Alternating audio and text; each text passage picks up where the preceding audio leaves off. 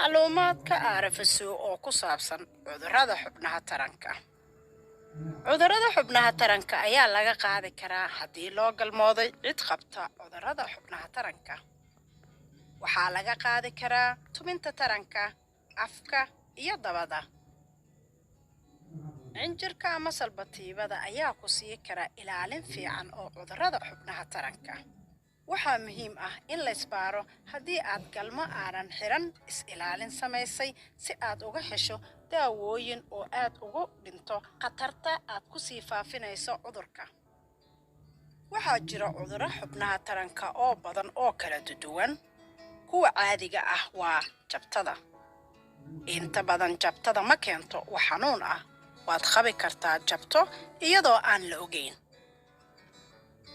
haddii aad galmo samayso iyadoo aanan xiran cinjirka ama salbatiibo waa inaad isbaadho si aad uga hesho daaweyn. haddii aan la daaweyn jabtada ayay kugu adkaan kartaa inaad uur qaaddo.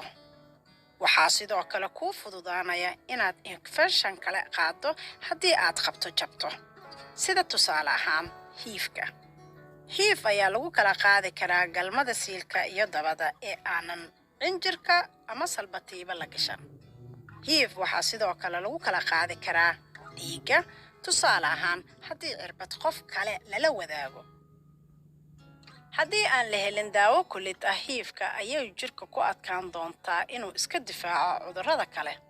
taas weeyaan tan loo yaqaan aidis iyadoo loo dhinto.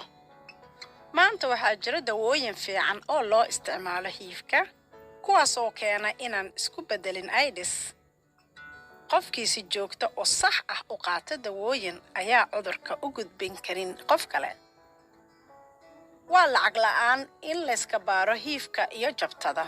taasi waxay qusaysaa dhammaan dadka jooga Sweden iyadoo aan la eegin inuu qofku yahay muwaadin Swedish ah iyo in kale. waxaa hiifka laysaga baaraa iyadoo layska qaado tijaabooyin dhiigga. jabtada waxaa laysaga tijaabiyaa iyadoo laysaga qaado kaadi ama iyadoo tijaabo laga qaado xubinta taranka, dabada ama cunaha. sida la isaga tijaabinayo waxay ku xiran tahay sida loo galmooday. la isticmaalka cinjirka ama salbatiibo marka aad galmoonayso ayaa ah sida ugu fiican ee adiga nafsadaada iyo dadka kale uga ilaalinayso cudurrada xubnaha taranka.